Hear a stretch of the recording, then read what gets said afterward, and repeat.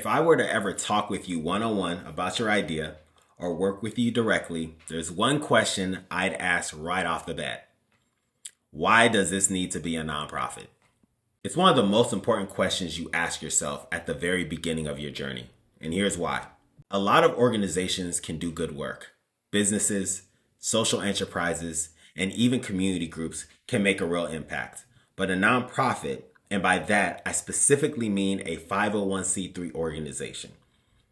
That specific title, recognized by the IRS, is a very specific tool.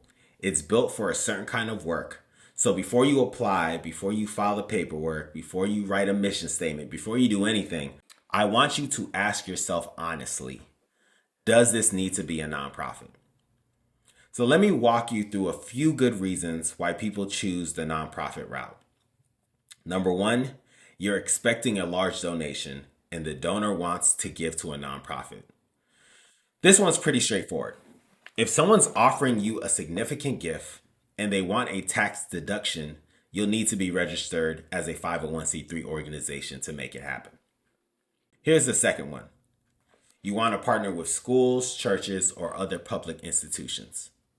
Many of these organizations are required by law or policy to work only with recognized nonprofits.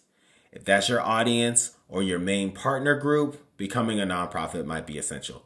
A quick example would be I've worked with a few after-school programs for schools, and the school said we can only work with recognized nonprofit organizations. So with that example, it made sense for the organization I work with to become a recognized 501c3. Here's number three. Your idea doesn't generate revenue, but it meets a community need. So maybe you're offering a free service, or you're serving a population that simply can't afford to pay for what you're providing.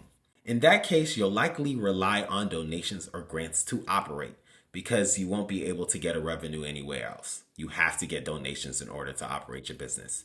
And having a 501c3 status makes that a lot easier because those donations can be tax exempt. And we'll talk about that later. And finally, because you just want to. I've heard this before. I just feel like this should be a nonprofit. And you know what? That's okay too. If your heart's in it and you're willing to do the work, that's a legitimate reason to explore it. The key is knowing your why. Not just because starting a nonprofit is trendy or because someone told you to, but because it's the right structure for the impact you want to make.